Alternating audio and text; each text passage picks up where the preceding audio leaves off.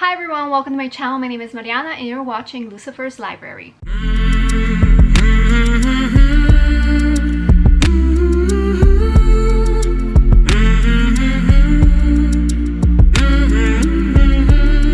So it's been a while since I've done a proper wrap-up. I believe the last wrap-up I did was in February of 2021, so this video is going to be a recent reads of mine. Now, there is no specific order, there is no specific way that I'm going to go about this, except that I'm going to go from most recent to least recent. Okay, with that being said, let's just get started. So the last book that I read was actually a novella, and it's called Ash's Letter to Megan by Julie Kagawa. Julie Kagawa is one of my favorite authors. I love the Iron Face series, and this is one of the novellas for the series, and I rated it 4 stars. I'm not gonna go into the detail about all of these books because I just feel like this video is gonna be way too long, and also because for some of these I don't really have an opinion. I love Julie Kagawa's writing, and that is all that needs to be said. Other than that, this novella was very short.Moving on, I picked up Beauty and the Beast by Vivienne Savage. This is a book that I was supposed to read last year in June or July for the Olympic Games readathon, but I did not because at the time my grandpa died and I just did not end up participating in the readathon, but I did pick it up and I rated it 4 stars. I kind of enjoyed it actually. I rated it 4 stars because it has dragons, it is a Beauty and the Beast retelling, and I got it for free on Kindle and I loved it. Next up we have Of Beast and Beauty by Chanda Han. I rated this book 2 stars. I also picked it up on Kindle and I've just not liked the characters. I didn't like the love interest, the prince. This is basically a forced marriage. Oh gosh, me trying to explain this clearly. Our main female character is the daughter of a Disney or of a fairy tale villain. Her mother decided that she wants her daughter to get married to the prince because that is a tactic to spite the king, to have her daughter marry the prince. And it is an arranged marriage. It is a forced marriage from both sides, the main character and the male main character, and they just hate each other. The main character is also a witch. She has special powers. The only thing I liked about this book is the power system, like the magic system. I loved it. I thought it was really intriguing, although the characters were the downfall. I did not like the characters at all, and I don't think it was supposed to be intentional. I think the characters were meant to be liked. I don't know. Up next, I've made a whole video talking about the next few books, and one of them is Not a Drop to Drink. I rated this 3 stars, 3.5 I think, because I like the main character and because of the plot twist. Otherwise, this book was very slow and I did not really care for it. I would, however, love to continue with the series because there's only, actually it's a duology, there's only 1 more book left. I've also talked about this book in the video. I didn't expect to like it, but I ended up loving it. Rated it 5 stars, the only book that I rated 5 stars. And this was just an incredible read all around. I would love to continue with the series, which I will as soon as I can. I think, what is it, Cruel Crown is a novella. I already have it on my TBR pile that I am hoping to get sometime soon. Now, another book that I tried reading but was a DNF is The Queen of the Tearling. I do have somewhere here a physical copy, but I ended up giving it to my sister. I just do not have an interest in it and ended up passing it on to my sister. The same goes for Prodigy by Marie Lu. I ended up giving it to my sister. I do think I have an inkling for wanting to read it sometime in the future. Again, this is a book that I've given so many countless tries and did not end up finishing it, but maybe, you know, one day I will. I don't know, there's just something pulling me to this book, but I at the same time gave it to my sister because I don't want the pressure that I have to finish it because it's on my bookshelf. Okay, Fangirl, also a book that I did not think I would like. I actually was hesitating to read it, didn't want to read it, but I did, and it was a 4.25 star read. I actually enjoyed it a lot, which is interesting because me and contemporary books don't often mix.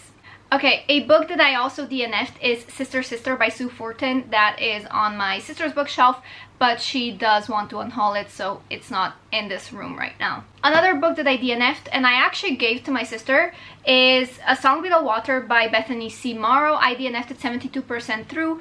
It's just not my cup of tea, or it's just not what I expected. It was marketed as more fantasy than what it actually ended up being, which was more of a magical realism, and it read like a contemporary novel, but I do think it has some very strong points, such as both characters are well done. I like that each of them has an independent story, that we can get to know them, and that one is not more important than the other. I like the writing style. The only problem that I do have is with the world and magic and world building in general. The next book is a thick book, and that is A Game of Thrones by George R. R. Martin. It's somewhere on my bookshelves. I didn't feel like picking it up. That book is just, yeah, it's big. I didn't end up loving it as much as I thought I would. It ended up being a 3-star read for me. However, you know, that's fine. It is what it is. Next up, I've read The Motivation Switch by A.J. Winters. I actually loved it. I liked it a lot because it came at a perfect time.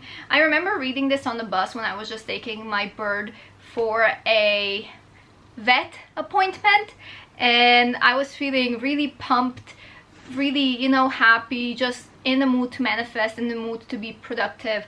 And it was a lovely day outside, and I read this book and it came at a perfect time. It said exactly what I needed, although for most people I think it would be just a repeat of the basics.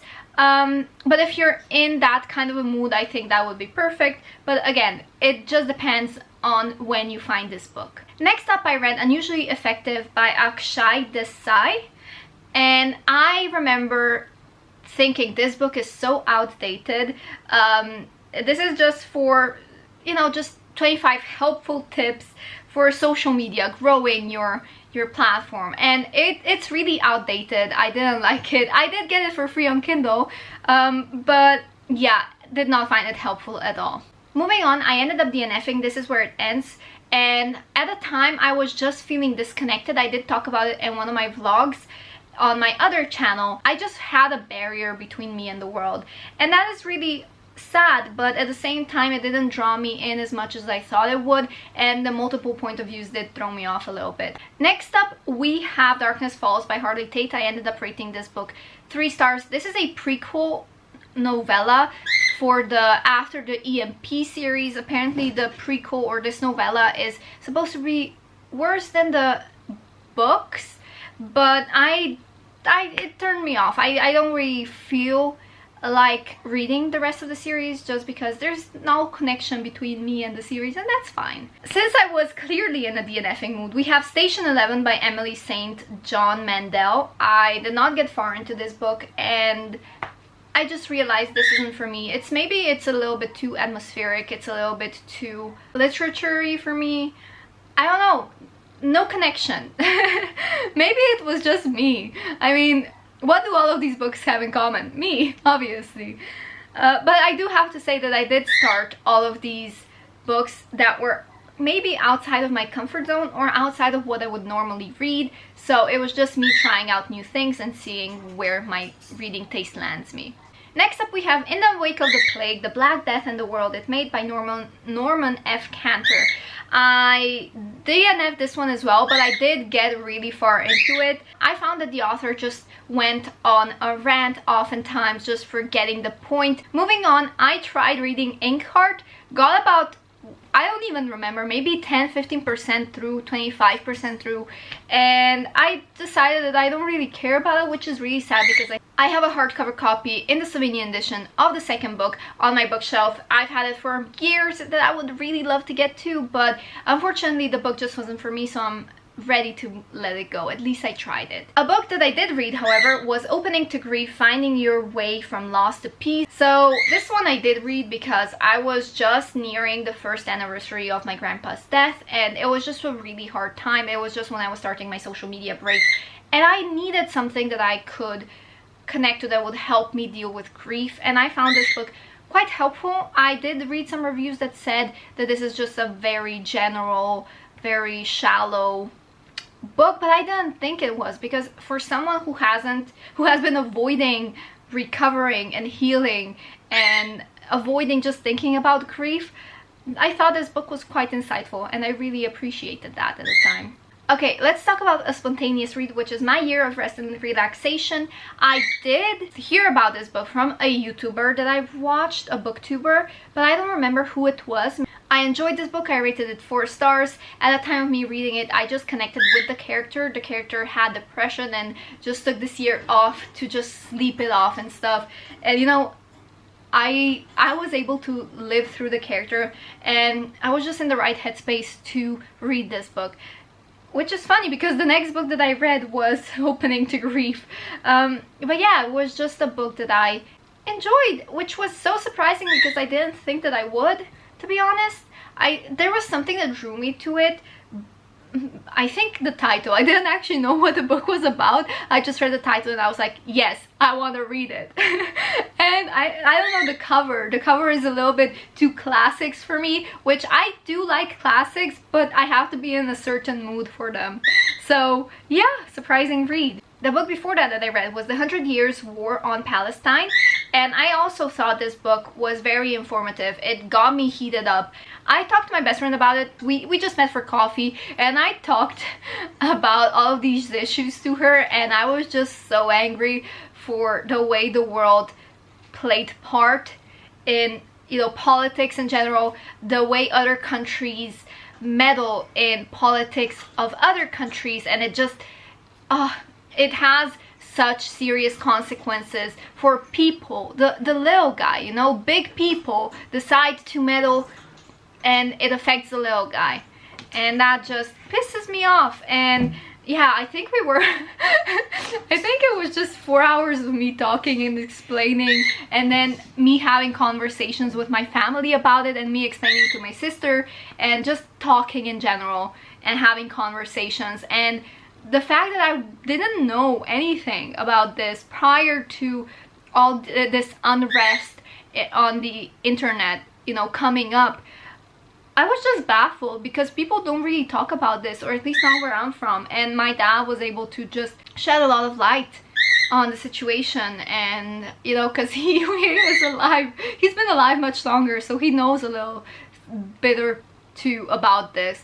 So yeah, it was really interesting having these conversations and learning so much, and I don't know, it just fueled my fire for wanting to learn more about the world and more about the people and cultures. Okay, moving on, I did read Confessions About Colton by Olivia Harvard.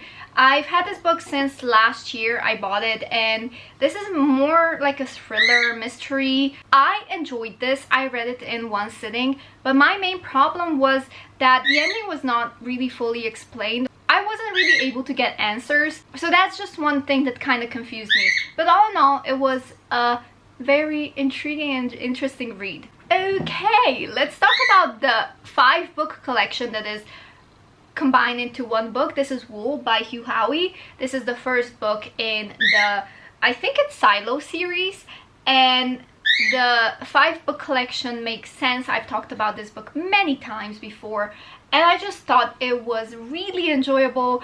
I did not anticipate how enjoyable it would be for me. My sister did pick it up recently. She ended up DNFing it, so to each his own. But I loved the way this book was split into 5 parts. It made sense. The characters, the storytelling, it made sense, you know. And so if you're looking for a dystopian book where there are people living underground, just doing different jobs, this is and a conspiracy theory, this is the perfect book for you. Moving on, I read Gutter Girl by Lynn Rush and Kellyanne Blount. I thought this book was so good if you're a Wattpad writer and you just kind of want to write a fan fiction about your life. I thought it was so funny, and I love the characters. This is a contemporary book that you can read like that.